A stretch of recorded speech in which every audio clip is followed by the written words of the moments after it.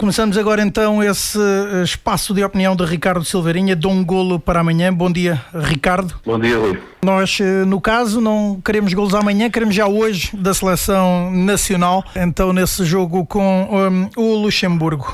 Mas a verdade é que vais começar o teu comentário com outro tema, que tem a ver com golos também. Então esse festejo de Gabriel Barbosa, o Gabigol, como entretanto se tornou mais conhecido, que decidiu, após marcar um golo, beijar um jornalista. Exatamente.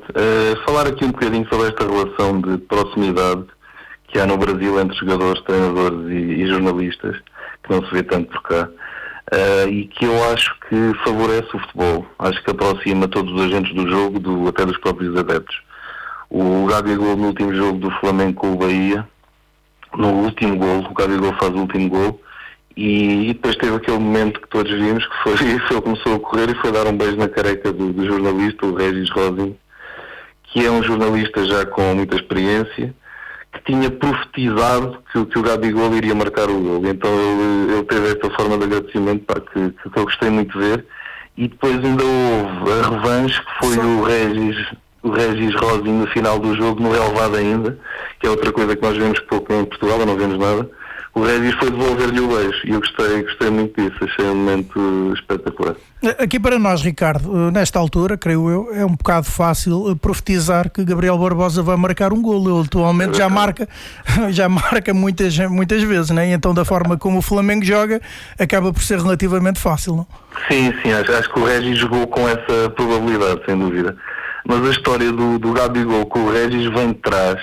Ele no relevado, nesse próprio jogo, quando o Regis depois vai entrevistá-lo no relevado, o Gabigol diz que costumava ver as reportagens do Regis Rosin com o pai. O pai gostava muito, que acompanhava e tal.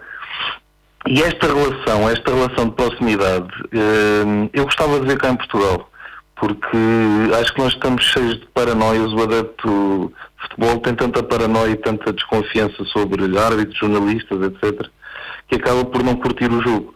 Imaginemos que o Chiquinho marcava um golo e ia até perto e beijava-te a careca ou a farta cabeleira que tu tens. Imagina só isto. A conversa que daria durante toda a semana naqueles programas horríveis em que se discute 2 horas um penalti ou um possível penalti. Diriam que tu eras um fanático do Benfica, que o Benfica dominava tudo, até a imprensa, etc. Esta paranoia generalizada, em que os adeptos culpam das derrotas ou até dos empates todos os jornais, os dirigentes da federação, enfim.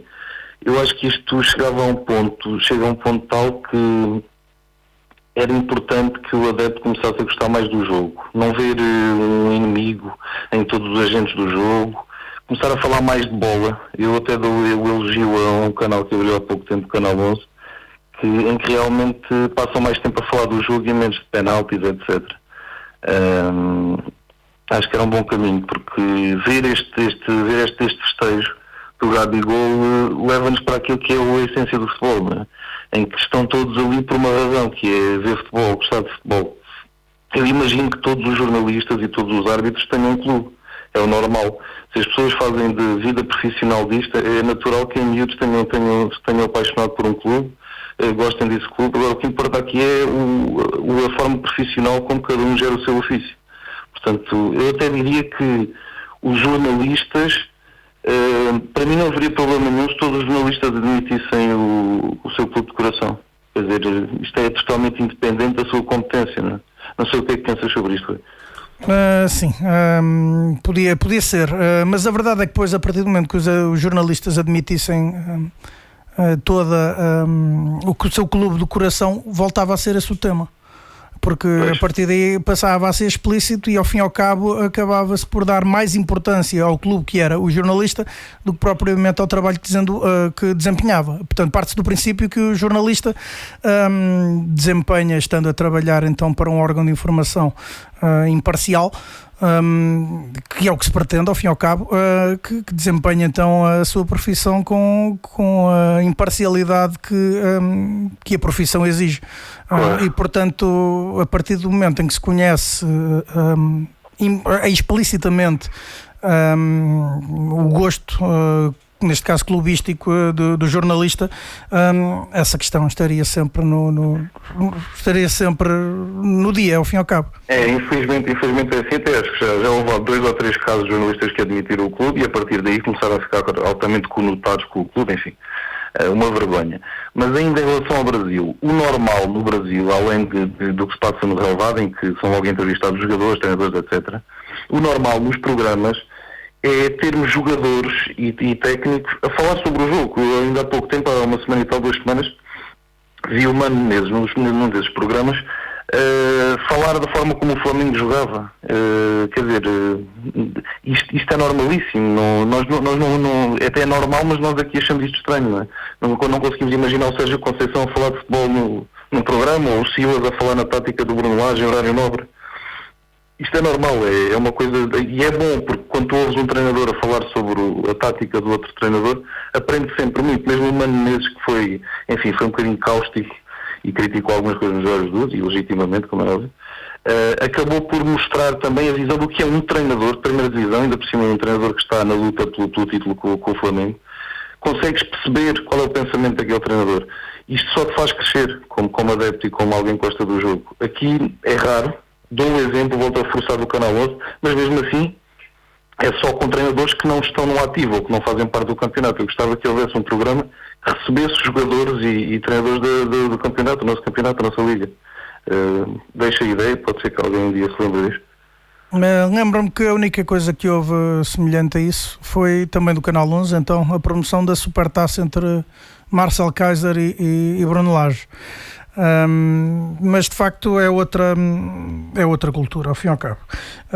Ricardo, avançamos agora para outro tema, ao fim e ao cabo, e então que é uma boa notícia, ao fim e ao cabo, que existe no futebol, ou que surgiu no futebol português, mais concretamente no Beira-Mar.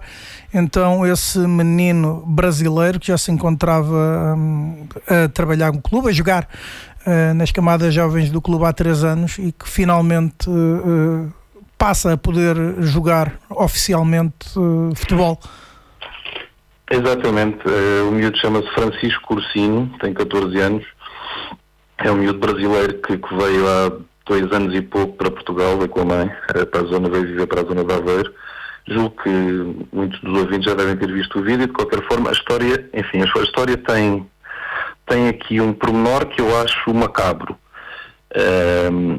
O miúdo, como gostava de futebol, pediu à mãe para o colocar no Beira-Mar, que é o clube da terra, como é óbvio, e o miúdo ficou todo contente, não é? Porque gosta de jogar, já tinha jogado no Brasil também, numa equipa pequenina, um clube mais pequeno, e ele, durante este tempo todo, estes 2 anos, podia treinar, mas não podia jogar, não é? O que logo à partida é de uma tristeza enorme.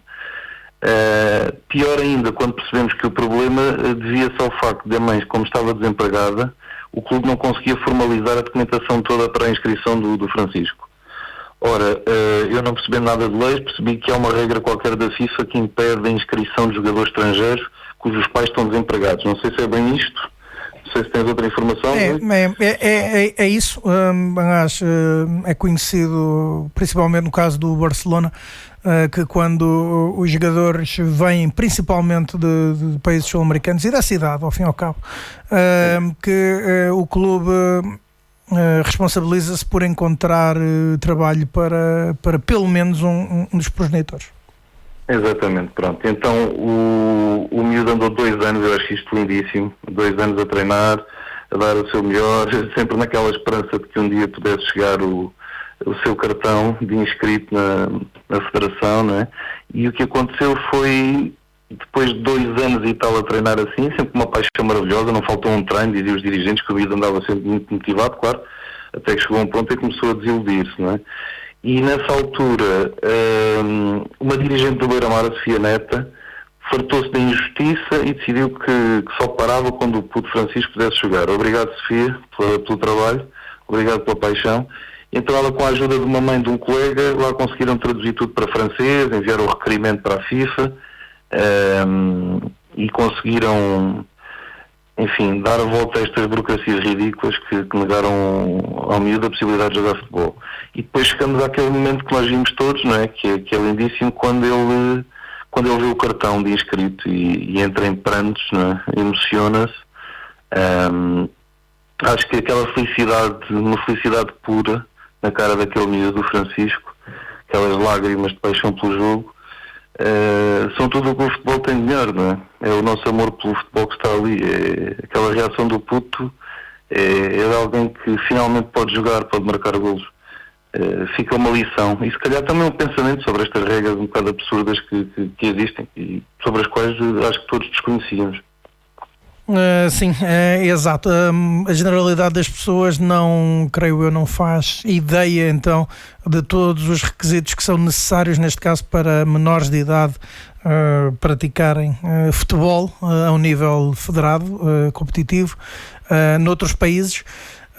E portanto a situação burocrática, então, nesta situação concreta do Francisco, era particularmente gravosa para o jovem, uma vez que, para mais, a sua mãe encontrava-se desempregada. E agora vamos, por sugestão tua, obviamente, para temas mais felizes e relacionados com o futebol dentro das quatro linhas, propriamente dito, que é a importância ou não que as substituições podem ter num jogo de futebol. O mito das substituições, que é um mito abrangente, não é? Transversal a todos os adeptos. No futebol há muito esta tendência para, quando estamos a ver um jogo, começarmos a pedir substituições, não é? Independentemente de estarmos a ganhar ou a perder, a malta quer novidades, algo que, como se diz, mexa com o jogo. Eu no terceiro anel, ao longo dos anos, fui sempre ouvindo pessoal a dizer quer que entre, então se a equipa está a perder, quer que alguém entre. Porque é que não entra o Chico Timóteo? Imagina, o Chico Timóteo é normalmente um jogador assim pesadão, alto, que a malta quer em campo para jogar lá na frente, para prender os centrais. O Pinheiro, não é? Como se denomina. O Pinheiro, na esperança de que no chuveirinho o Chico Timóteo resolva um jogo qualquer e tal. Porque a teoria, e esta teoria para mim está totalmente errada, é de que se precisamos de um gol é preciso começar a atirar bombos para a área, não é? Ou esse conceito fabuloso que fala em meter a carne toda no assador, mesmo que o entrecosto do banco seja pior do que a picanha que está em campo. Este conceito futebolístico, eu acho que é mais importante para aliviar as nervoseiras dos adeptos, não é? Porque estão naquela tensão durante o jogo, do que propriamente para melhorar alguma coisa na equipa, porque as substituições têm a importância que têm. Eu diria mesmo que estão longe de ser, ou deveriam estar longe de ser uma prioridade para os treinadores. Os técnicos, acho que muitas vezes, até cansados de tanta lamúria da bancada, lançam um jogador, muitas vezes com as características semelhantes, só para a equipa se manter focada a seus assobios. Porque a verdade é esta, o treinador, quando lhe pedem esgotar as substituições, que é mais outro conceito do povo glorioso e de todos os povos, todos os adeptos, eu acho que isto deixa o povo em delírio, não é? Tens 3 substituições, tens de fazê-las. É aquele conceito de gasta tudo o que tens. Principalmente quando não estás a ganhar. Sim, mas mesmo quando estás é por outra razão qualquer. É quase como, é um bocado aquele conceito do buffet. Tenho direito a isto, tenho de comer tudo e depois levo para casa o que não como. E nas substituições é a mesma coisa. Vou gastar isto tudo, tenho 3, tenho de mudar. E na verdade isto não é assim, não é? Não há qualquer obrigatoriedade de substituir ninguém, muito menos esgotar substituições. A equipa até pode estar a entrar nos últimos 10 minutos e precisar de marcar, e o treinador não sente necessidade nenhuma de mexer na equipa, basta que os jogadores cumpram as suas ideias, não é? É por isso que aqueles 11 foram escolhidos para aquele jogo, não foi um acaso. Os jogadores escolheram aqueles 11 porque acham que aqueles 11 vão resultar, é a melhor tática. Mas as substituições podem ter vários motivos, desde gestão do plantel, ou do resultado, habituação a adaptação a condições climatéricas, com o estado relevado. Esse é outro fator que eu acho legítimo, ou seja, querer manter a rotatividade, fazer descansar os mais utilizados, testar um plano para o próximo jogo, gastar tempo, não é? Nos últimos minutos, dar minutos a putos da formação, querer motivar um jogador, isso é tudo legítimo. O que eu digo é que as substituições têm de servir um propósito, se for tático, porque essas são opções diferentes, são opções de pensar no futuro, ou querer manter a rotatividade no plantel, etc. Outra coisa é, taticamente, um treinador, para servir o seu propósito, não vale a pena substituir por substituir. Não é? Até o treinador até pode mexer no jogo e na forma como a sua equipa está a jogar sem fazer uma substituição. É isto que fazem os grandes treinadores. Eu ouvi há uns dias, por acaso, muito engraçado, que foi muito ao encontro daquilo que eu penso. O Josualdo Ferreira, no programa que tem no Canal 11, falava muito disso. Mais importante do que o sistema é criar uma dinâmica que, dentro do próprio sistema, os jogadores possam cumprir funções diferentes. Os mesmos jogadores, sem substituições. Eu estou muito de acordo com isto. Até porque, normalmente, mais vale manter o plano inicial, não é? Se estiver bem trabalhado, do que ir atrás de pedidos das bancadas. Eu não imagino, quando tu precisas de marcar um golo a 10 minutos do fim, se vais meter o tal Chico Timóteo, não é? O Caparrudo, o Pinheiro, para os cruzamentos, quer dizer, é à espera que a Nossa Senhora de Fátima ilumine o caminho do golo. O Rodgers do Leicester, o treinador do Leicester, diz que qualquer coisa como quando levantas a bola para a molhada estás a entrar numa roleta de 50-50. Portanto, a 10 minutos do fim, se tens uma boa ideia de jogo, fala, não precisas de mudar, continua a jogar como jogas, pelo relevado, em trocas sucessivas, apoios, até porque se fosse mais fácil marcar gols em constante morteirada, as grandes equipas passariam a jogar assim logo desde o primeiro minuto, né? E não o fazem. E depois, se calhar, poderia acontecer o contrário, que é o treinador não fazia mudanças e de repente o terceiro anel vociferava a dizer que quando metias o Chico Timóteo é porque mais um gajo parecido com o Inatel, ou seja, o povo, o adepto está sempre de alguma forma insatisfeito. E eu acho que uma grande função, cada vez mais, uma grande função do treinador é saber gerir isto. Saber gerir o que é a sua equipa em campo com as pretensões dos adeptos. Um grande treinador não pode ir atrás do que o adepto quer. Quando vai, normalmente acaba mal, e temos vários exemplos disso. Nesse sentido, destacas algum exemplo em concreto? E agora pergunto-te pelo positivo e pelo negativo. Portanto, uma alteração que tenha mudado o jogo para bastante melhor, que se tenha manifestado decisiva, e outra em que a alteração não tenha rendido o efeito pretendido e, aliás, a equipa tenha, em teu entender, piorado bastante. O ano passado no Benfica, que é o clube que acompanho mais, apesar de tudo, não é? Que vejo muito futebol, mas o Benfica acompanho sempre, isso aconteceu muito com o Rui Vitória, porque o Rui Vitória o que fazia era partir ainda mais a equipa nos últimos 20 minutos à espera de milagres, não é só o Rui Vitória, vários treinadores o fazem. Partia a equipa, era capaz de pôr 3 avançados, começava a tirar médios, punha 3 avançados, de repente tinhas 2 blocos, tinhas a defesa e depois tinhas 5 ou 6 jogadores numa linha próxima da grande área. Portanto, isso raramente resultava. Um bom exemplo de mudanças, e é curioso que ele até é acusado de não saber mexer, mas claramente é o contrário. O Jorge Jesus no Flamengo este ano tem feito mudanças estratégicas, ou dentro do jogo, sem substituição, isso é importante, ou seja, a equipa do Flamengo vai jogando de formas diferentes, vai se adaptando muitas vezes ao adversário ao longo do jogo, mas mesmo em termos de substituições, tem posto o Puto Renier, o próprio Vitinho tem entrado muito bem, portanto, às vezes acontece, e mexer bem. É preciso conhecer a própria equipa, sobretudo. Sim, nesse aspecto Jorge Jesus tem evoluído bastante.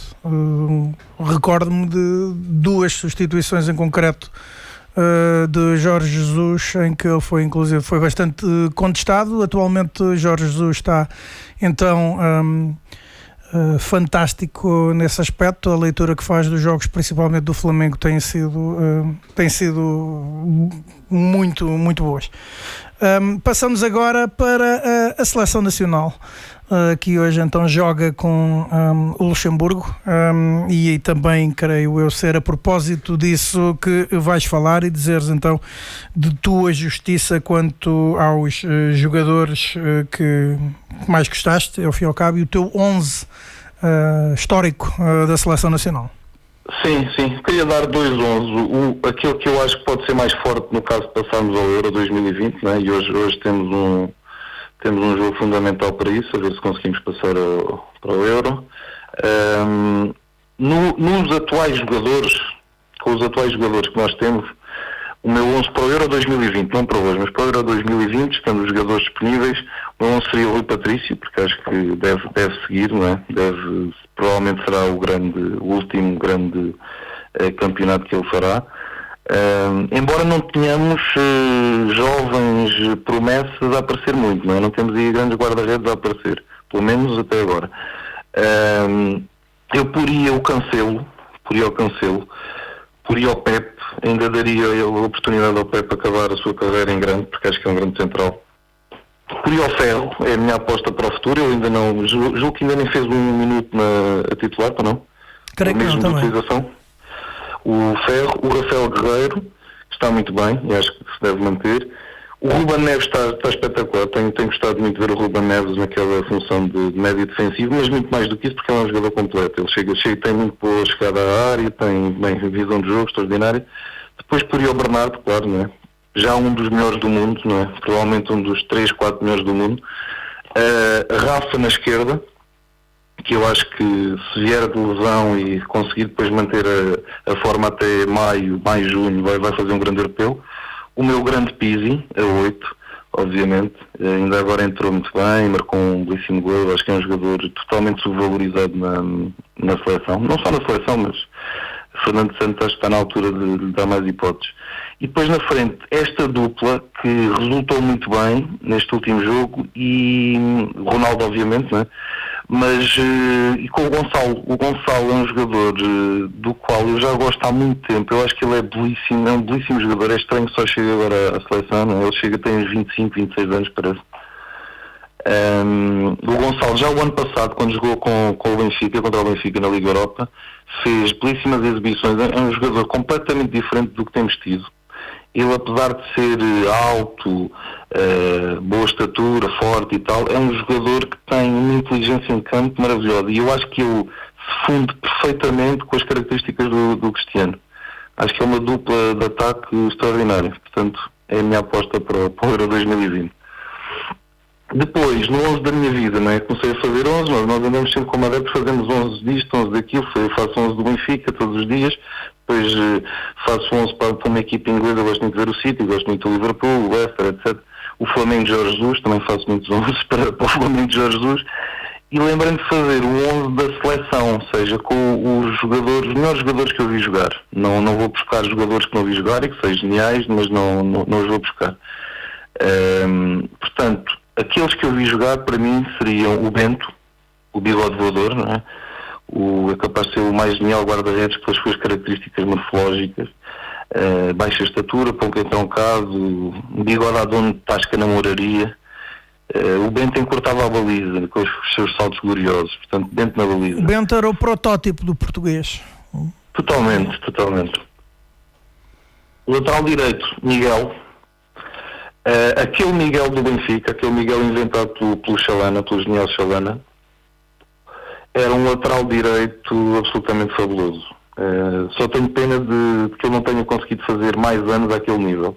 Porque aquele Miguel de 2005, deu o campeonato ao Benfica, em 2005, Trapattoni, era um lateral extraordinário, e depois na seleção também esteve muito bem. Eu acho que ele não fez a final no Euro 2004. Tenho essa ideia. Acho que ele se lesionou, portanto, provavelmente com o Miguel teríamos ganhado o título na Luz. Depois, centrais, Ricardo Carvalho, óbvio, talvez o melhor central que eu vi jogar. Classe, inteligência, ótima a sair a jogar, tinha uma calma universal. E é a prova de que os grandes centrais não têm que ser caparrudos, toscos e andarem a distribuir pau o jogo todo. Ricardo Carvalho era elegância, era classe total. Junto Jorge Andrade também, que era uma dupla extraordinária, a dupla do Euro 2004. O Jorge, a antecipar o movimento dos adversários, era fantástico, era letal. Sempre muito concentrado, focado no jogo. E é mais um central. Eu gosto destes centrais que primam pela inteligência muito mais do que pela força. Portanto, a minha escolha será sempre por estes jogadores, como o Hummels na Alemanha, etc. Na esquerda, Fábio Coentrão. Eu diria mesmo que Fábio Coentrão é mais uma invenção de Jorge Jesus para o lateral esquerdo, não é? Jorge Jesus é muito conhecido pela invenção de Bernardo Silva. Eu diria que Fábio Coentrão é que é a grande invenção do lateral esquerdo do Jorge Jesus. Um Fábio, em 2010 o Fábio era inacreditável. O Benfica jogava com 13. O Fábio era lateral esquerdo, era médio interior e era ala esquerda. Se formos ao dicionário procurar defesa desequilibrador, está lá a cara do loiro oxigenado das Caxinas. Depois, médio defensivo, Paulo Sousa, um jogador maravilhoso. Vi poucos, como eu vi poucos no futebol mundial. Sabia tudo do jogo, ensinava o jogo em campo aos colegas. Os colegas jogavam melhor por causa dele. Uma visão totalmente acima da média, tanto defensiva como ofensivamente estava sempre no sítio certo. Ele é provavelmente o primeiro 6 a juntar estes dois momentos. Do mesmo nível, talvez o Redondo, que também era um jogador estratosférico. Portanto, Paulo Sousa é médio defensivo. Depois quer jogar com 2-10. Jogo com 2 interiores, mas 2-10. 2 jogadores, claramente, 2 maestros. O Rui Costa, maestro total, super jogador. Enfim, ainda me lembro dos jogos que vi. Poucos, infelizmente, poucos no Estádio da Luz, não é? Porque ele saiu muito cedo. Era um 10 que unia pensamento e ação, tanto fazia passos de ruptura extraordinários que arrasavam a equipa adversária, como ia ele mesmo por ali fora. Ele também ele também era um médio de transição, não é? Ele não era só de passe. Ele tinha estes dois momentos. E depois a dupla que ele fez com o Batistuta na Fiorentina é uma das grandes duplas da história do futebol. Outro 10 que ponho na equipa é o Deco, provavelmente o 10 mais completo que vi jogar. O Deco tinha tudo, não é? O Deco era genial com bola, era cerebral sem ela, era um 6, era um 8, era um 10. Basta dizer que o Deco conseguiu fazer do Porto campeão europeu. É o tipo de jogador raríssimo, capaz de milagres como esse. Na direita ponho o Figo. Ainda há pouco tempo vi uma entrevista do Roberto Carlos, do super Roberto Carlos, que dizia que o Figo foi o jogador mais difícil que teve de enfrentar. E é verdade, o Figo, ele partia da ala, mas aparecia em todo o lado, não é? Eu acho que ele aprendeu com o Paneira, outro ala direito genial, custou-me não o pôr aqui, mas enfim, optei pelo Figo. Eu acho que ele aprendeu com o Vítor Paneira aquela fintinha danca. Ele fazia 20 vezes por jogo e apesar de toda a gente saber o que ele ia fazer, em 20, 19 ficavam sentados no relvado, aquilo era totalmente desconcertante. Na esquerda, só posso dar ao Chalana, não é? Gênio puro. Hoje não sei quanto valeria o Fernando Chalana, talvez 500 milhões de euros não chegassem. Além do que ele fez no Benfica, como esquecer aquele europeu de 84, não é? Levou Portugal a campeão europeu. Ou deveria, Portugal fica nas meias finais. Não, Portugal ganhou o europeu de França, Rui, e nem sequer aceito que tu me digas o contrário. João Vieira Pinto na frente. O meu avançado é um avançado móvel. Com esta super equipa, eu não quero Pinheiros, não preciso de Pinheiros para nada, né? João Vieira Pinto, para mim, bastaria o 6-3 em Alvalade para descrever o super craque que é o João Pinto, mas eu acho que nunca vi um jogador tão desconcertante como o João Vieira Pinto. Ricardo, tens 40 segundos, sensivelmente, para concluir o teu... Certo, pronto, é isso. O João Pinto na frente andou a carregar o Benfica de decrépito durante anos a fio. E para lançar aqui, hoje, em vez de uma música, vou animar a malta para o jogo de hoje, né? Que esperemos que seja o jogo no regular europeu. Deixo o golo épico de Éder em rádio, em todas as línguas, para os ouvintes da Rádio Estádio ouvirem e perceberem o milagre. E com este milagre, então, de Éder, o Ricardo conclui então o seu dão golo para amanhã, e para nós é uma particular satisfação emitir este som que vão ouvir em seguida. Foi também com ele que a Rádio Estádio iniciou as suas emissões, num excelente trabalho do sonoplasta Vítor Silva. São Éder, ali muito forte da luta, ainda a segurar Éder, a fazer o remate, golo!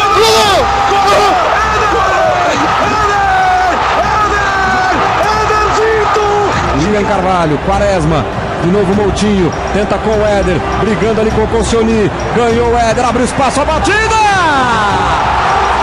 Éder, блестяще вошел в игру, опять ставит корпус, желтый, украшение, удар!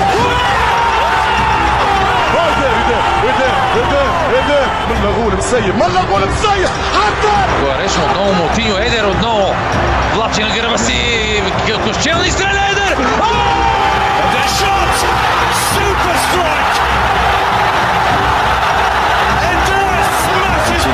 Avec Éder qui fait du mal à la défense française. Éder fait beaucoup de mal. Et la frappe, ouais. Et il marque, c'est l'ouverture du score. Le Portugal, grâce à Éder, mène à 1-0.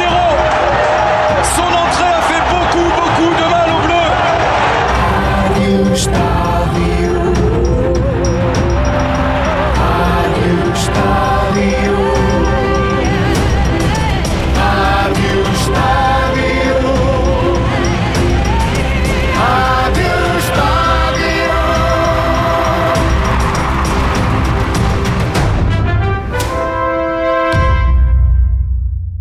Concluímos então o comentário de Ricardo Silveirinha, de um golo para amanhã.